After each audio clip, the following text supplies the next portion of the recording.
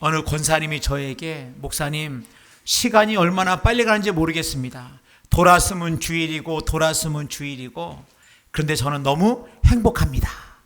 저는 행복하다는 그 말에 얼마나 행복했는지 모릅니다. 만약에 돌았으면 주일, 아니 벌써 주일이야, 또 주일이야, 여러분 그러지 않고 돌았으면 주일, 돌았으면 주일, 얼마나 행복한지 여러분 모두에게 그런 행복이 있기를 축복합니다.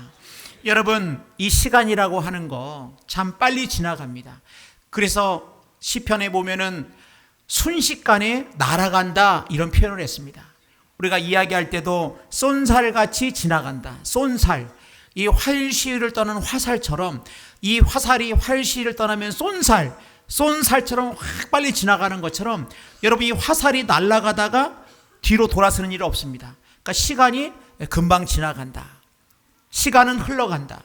아무리 내가 시간을 붙잡으려고, 아무리 시간을 붙잡으려고 그래도 이 흘러가는, 이 지나가는 쏜살 같은 시간은 우리가 붙들 수 없다고 하는 것입니다. 여러분, 그것 때문에 지혜자는 이 시간을 우습게 여기지 아니하고, 이 시간을 의미 없이 생각하지 아니하고, 지혜자는 어떤 자냐, 이 시간이라고 하는 게 얼마나 소중한 것이고 얼마나 귀하다는 것을 잘 알고 이 시간을 잘 지혜롭게 행하는 자가 바로 이 지혜자라고 하는 것입니다. 그래서 시편 90편 12절 말씀 보면 우리에게 우리 날 계수함을 가르치사 지혜로운 마음을 얻게 하소서. 여러분, 나의 날들을 잘 계수할 때 우리에게 지혜로운 마음이 생긴다고 하는 것입니다. 그렇기 때문에 어떤 자가 지혜자냐? 지혜자는 나에게 주어지는 이 시간을 허투루 보내지 아니하고 이 시간을 소중히 여기면서 보내는 자가 바로 이 지혜자라고 하는 것입니다. 오늘 말씀 보니까 우리 지혜자가 청년의 때, 우리의 삶 가운데 때와 또 이런 시간들을 보낼 때 어떻게 보내는 것이 지혜로운 자인가, 오늘 말씀을 통해 우리가 살펴보기 원합니다. 여러분, 첫 번째로 청년의 때에 창조주 하나님을 기억하는 자가 지혜자라고 하는 것입니다. 오늘 말씀 보니까 전서 12장 1절입니다. 너는 청년의 때에 너의 창조주를 기억하라. 곧 공고한 날에 이르기 전에, 나는 아무 낙이 없다고 할 해들이 가깝기 전에. 오늘 말씀 보니까 청년의 때 곧 창조주 하나님을 기억해야 되는데, 왜 그러느냐? 곤고한 날이 임하기 때문이다. 여러분, 곤고한 날이 뭡니까? 바로 우리가 이 세상을 떠날 날이 있기 때문에, 우리의 지금 살아있는 우리의 이 시간들을 갖다가 우리가 이때 뭐 해야 되느냐? 창조주를 기억하라고 말씀하고 있다고 하는 것입니다. 여러분, 여기서 청년의 때라고 하니까, 목사님, 저는 청년의 때 한참 지났습니다. 그러니까 이 말씀은 저에게 오늘 해당이 안 되는 말씀입니다. 여러분께 생각할지 몰라도 그렇지 않습니다. 여러분, 히브리적으로 이 청년이라고 하는 말은 이 새벽이라고 하는 말과 굉장히 가깝습니다.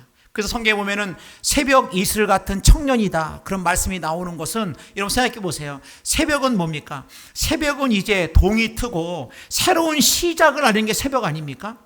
그 때문에 이 새벽은 어떤 의미냐? 자신의 사명과 자신의 삶의 목적을 발견한 삶이 뭐냐? 바로 이 청년의 삶이라고 하는 것입니다. 그 때문에 80이 나이가 되었어도 내 삶의 목적이 있고 내 삶의 사명이 있다고 생각한다 그러면, 여러분, 그분은 청년입니다.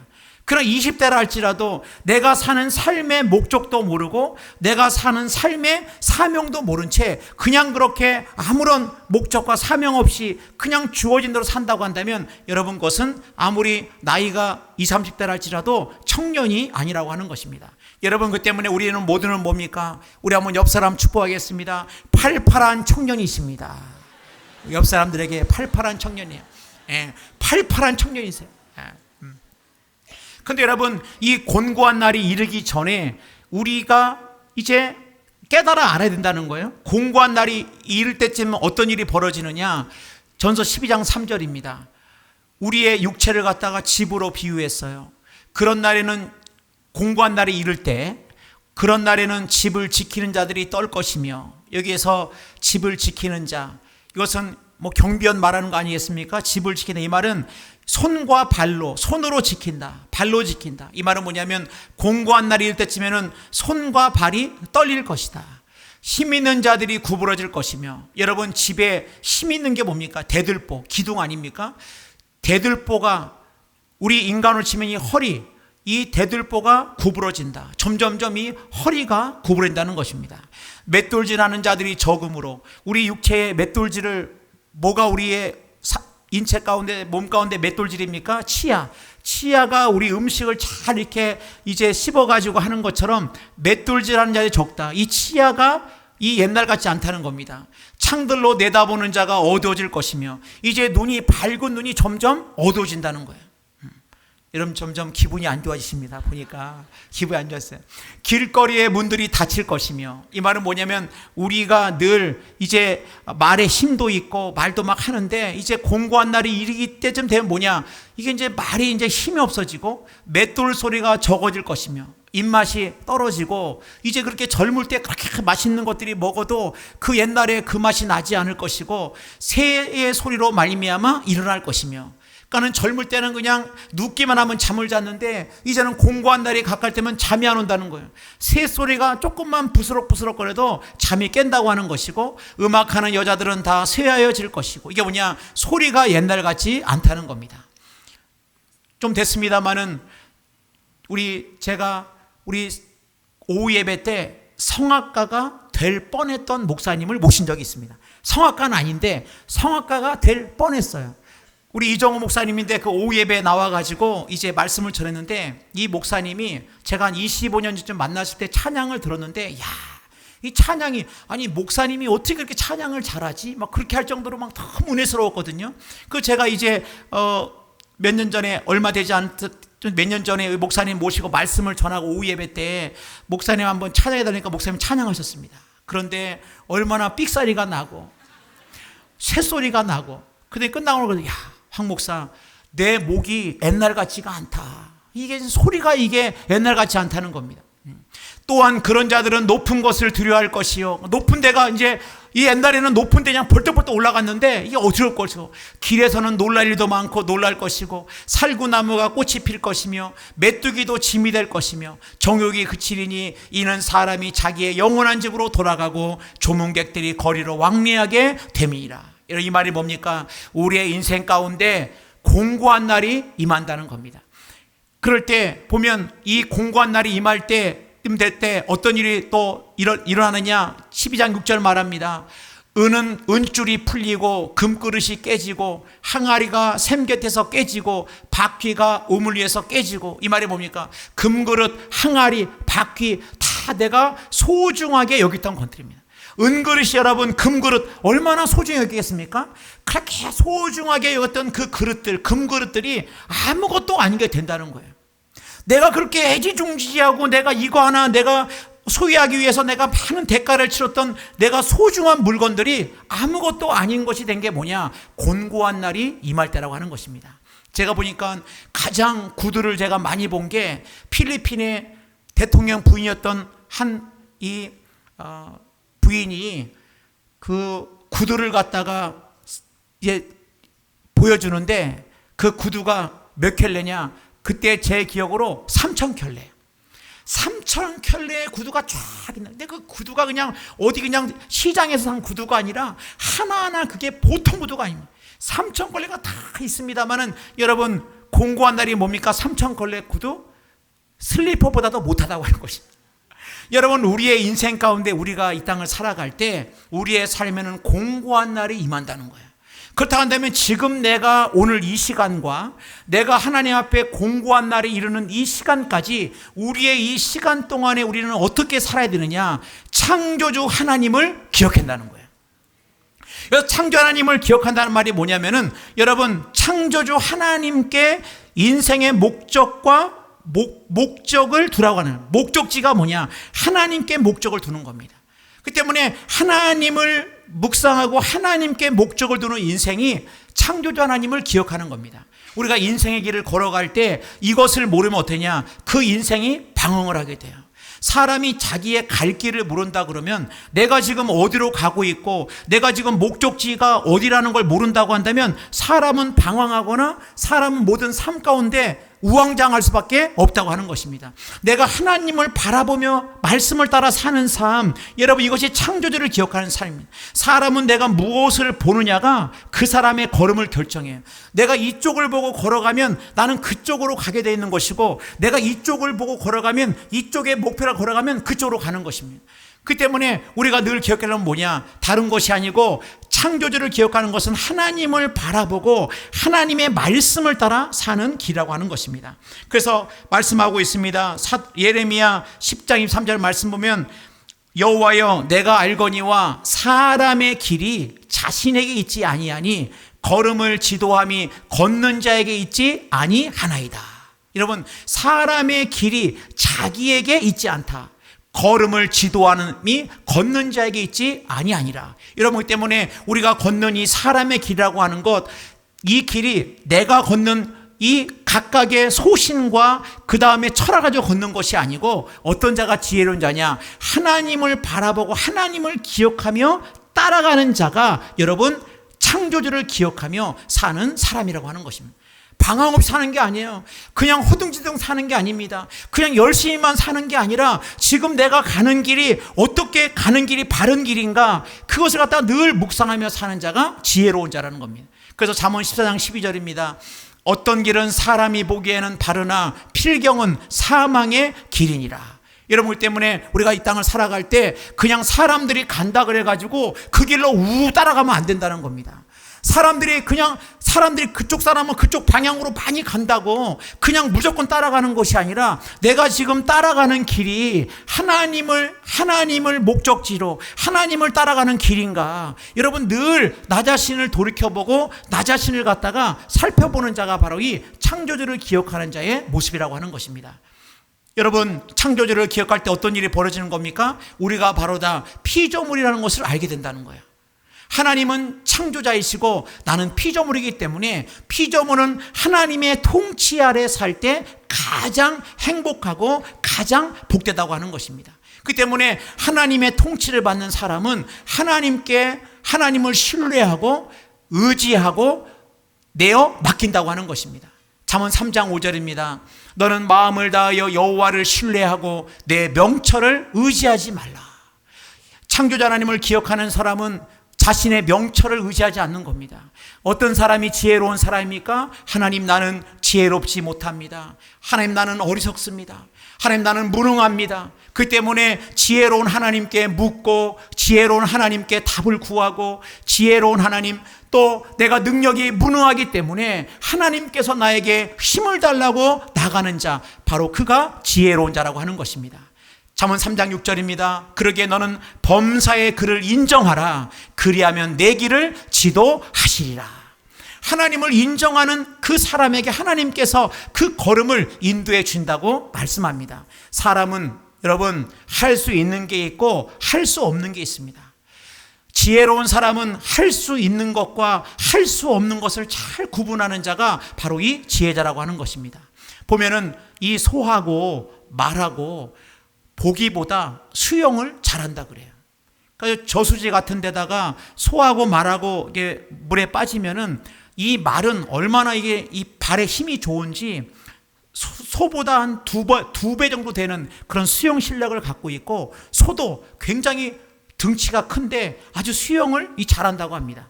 그런데 갑자기 큰 물이 범람해가지고 큰 홍수가 난다든지 어떤 물이 갑자기 범람할 때 이 소와 이 말은 다르다 그래요. 말은 물길이 막 흘러오면 그걸 갖다가 그 물을 거슬러 올라가겠다고, 그 물길을 거슬러 올라가겠다고 말은 계속 이렇게 하다가 말은 계속 물길이 막 내려오는데 막 그 물길을 막 거슬러 보겠다고 막 하도 되느냐, 그러다가 힘이 빠져서 죽는다고 합니다. 근데 소는 어떠느냐? 소는 물길이 막 내려오면 거기다 내 몸을 맡기고 둥둥 내 몸을 맡겨 내려가다가 물이 조금 얕은 데 가가지고 걸어 나온다고 합니다. 여러분, 그래서 나온 사자성어가 뭐냐? 우, 생, 마, 사입니다. 우, 소는 살고 말은 죽는다. 이 사자성어가 왜 나왔느냐? 말이 그렇게 그것을 거슬려 보겠다고 막 두 발을 막 하면서 막 애쓰고 수고하고 막 하지만 결론은 자기 힘에 자기가 모든 게 지쳐가지고 나가 떨어진다고 하는 것입니다. 여러분, 우리의 인생 가운데 어떤 자가 지혜자입니까? 내 인생의 모든 것을 하나님께 내어 맡기는 것입니다. 하나님, 이것은 내 영역이 아니고 내가 걱정한다고, 내가 염려한다고, 내가 붙들고 있다고, 내가 해보겠다고 내 두 다리에 힘주고 내 목에 힘준다고 될 것이 아니고 이것은 하나님께서 하셔야 될 일입니다. 나는 주님께 이 모든 것들을 내어 맡깁니다라고 믿음으로 나가는 자가 바로 이 창조주를 기억하는 자의 삶이라고 하는 것입니다. 그러므로 잠언 29장 20절입니다. 주권자에게 은혜를 구하는 자가 많으나, 힘 있는 자에 가가지고 나 좀 봐달라고 하는 자가 많으나 사람의 일의 작정은 여호와께로 말미암느니라. 모든 인생의 작정은 하나님께로 말미암다고 하는 것을 갖다가 우리가 기억해야 한다는 것입니다. 여러분, 두 번째로 보면은 뭡니까? 창조주를 기억할 때 꿈을 꾸게 되고, 창조주를 기억할 때 꿈을 키우게 되고, 창조주를 기억할 때 꿈을 이루는 인생이 된다고 하는 것입니다. 전서 12장 1절이죠. 너는 청년의 때에 너의 창조주를 기억하라. 여러분, 우리가 이 땅을 살아갈 때 기억할 게 있습니다. 우리는 왜 기억해야 되느냐? 왜 생각이 중요하냐? 문제는 뭐냐면 우리는 기억할 것을 기억하지 않고 기억하지 않아도 되는 것을 계속 기억한다는 거예요. 우리 옆 사람 축복하겠습니다. 그러지 맙시다. 여러분, 그러지 마세요. 아니, 기억할 걸 기억하고 기억하지 않아도 될 것을 안 해야 되는데 안 해도 되는 것을 계속 기억하고 이제 기억해야 될 것을 잊어버린다는 거예요. 그러니까 여러분, 우리가 이 생각이라고 하는 거, 우리가 예수를 믿는 사람에게 생각은 그냥 생각이 아닙니다. 제가 어느 날 집에 들었더니 제 아내가 레몬을 좀 싸다 그런지 몰라도 한 바구니를 사왔어요. 레몬을 자릅니다. 레몬의 즙이 막 나와요. 꽉꽉 짜. 레몬즙이 툭 떨어집니다. 레몬즙이 막 툭 떨어지고, 또 레몬을 꽉꽉 짜니까 레몬즙이 막 떨어지고, 그 다음에 그 레몬이 어땠습니까? 잘 그 영향을 발현해가지고 레몬 냄새 맡아보면서 레몬 이렇게 보기도 하고, 저희 아들은 그 레몬 한 걸 갖다가 먹겠다고 마시는데 막 레몬 막 그냥 먹기도 하고, 막 이 레몬을 갖다가 레몬 파티 그냥 막 레몬을 자르고 레몬을 하고. 여러분, 제가 레몬 얘기하는데 여러분 침이 고이십니다. 침이 고여요. 아니, 지금 여러분이 레몬을 먹고 있지도 않는데 레몬 얘기를 계속하니까 침이 고여요. 생각만 했는데 내 몸이 반응한다고 하는 것입니다. 여러분, 그 때문에 우리가 이 생각이라고 하는 거, 목사님 생각을 이걸 어떻게 내 마음대로 됩니까? 그렇지 않습니다. 우리는 수많은 생각이 있는데 그 수많은 생각 중에 내가 그 생각을 선택하는 거예요. 과거의 실패를 선택하고, 상처를 선택하고, 그게 뭡니까? 분노를 선택하고, 보복을 선택하고, 안 되는 걸 선택하고, 내가 그걸 선택하면 되냐? 내가 그 선택하는 순간 그것이 그냥 생각으로 끝나는 것이 아니라, 우리가 레몬 얘기를 계속하니까 침이 나왔던 것처럼 내 몸이 반응하고 내 삶이 반응하고 내가 생각하는 대로 그 길로 사람이 가게 돼 있다고 하는 것입니다. 그러니까 여러분, 창조주를 기억하라, 창조주를 생각하라. 여러분, 이 말씀이 뭡니까? 바로 이 창조주를 생각할 때 우리에게 놀라운 일이 뭐냐면 우리 안에 꿈이 생긴다는 거예요. 예수를 믿기 전에 꿈이 생긴다는 겁니다. 그래서 요엘서 2장 28절 말씀 보면, 그 후에 내가 내 영을 만민에게 부어주리니 너희 자녀들이 장래일을 말할 것이며 너희 늙은이는 꿈을 꾸며 너희 젊은이는 이상을 볼 것이며. 이제 나이 늙어서 난 아무것도 할 게 없네, 그게 아니라 이제 예수를 믿으니까 꿈이 생겼다는 거예요. 예수를 믿어 꿈이 생겼습니다. 제가 여러분, 어느 분에게 우리 꿈이 뭡니까? 그러니까 이렇게 말씀하세요. 목사님, 오래 사는 게 꿈입니다. 여러분, 그건 꿈이 아니죠. 아니, 오래 살아서 어떠한 사람이 될 것인가 꿈이죠. 꿈이 뭡니까? 저는 현찰 10억 원이 꿈입니다. 여러분, 현찰 10억 원이 꿈이라고 한다면 현찰 10억 원 모은 다음에 뭐 하시겠습니까? 모은 다음에 뭐 하시겠어요? 그거는 내 꿈을 이루기 위한 수단은 될지 몰라도 현찰 10억이 꿈이 될 수가 없어요. 목사님, 제 꿈은 제 이름으로 된 아파트 하나 가지는 게 꿈입니다. 여러분, 그건 꿈이 될 수가 없어요. 그것은 여러분, 아파트가 내 이름으로 되니까 그게 꿈이 아니고, 오히려 그 아파트에 살 때 내가 내가 아름다운 가정을 이루고 하나님께서 기뻐하시는 가정을 이룬다. 여러분, 그건 꿈이 될 수 있어요. 그러나 집을 사는 게 꿈이다? 여러분, 우리 아이들에게 너 공부해. 엄마는 왜 공부해야 되는데? 좋은 대학 가야지. 만약에 아이들에게 좋은 대학 가는 게 꿈이라고 한다면 아이들이 만약에 엄마 말 들어가지고 좋은 대학 갔다 할지라도 꿈을 이뤘어요. 그러기 때문에 방황하는 겁니다. 너 좋은 데 회사 취직해야지. 취직했어요? 여러분, 취직한 다음에 뭐 할 겁니까? 좋은 대학을 가고 내가 원하는 곳에 취직하는 건 왜 그러느냐? 내 꿈을 이루기 위한 수단이 되는 것이지 그것이 우리의 삶의 꿈이 될 수 없다고 하는 것입니다. 여러분, 제가 몇 년 전에 제 친구가 이렇게 얘기하는데 나는 예배당을 건축하는 게 꿈이다 그래요. 꿈이다. 저는 제 마음속으로 친구니까 제가 앞에서 그런 얘기를 할 수 없었습니다만, 아니 어떻게 예배당을 건축하는 게 꿈이 될까?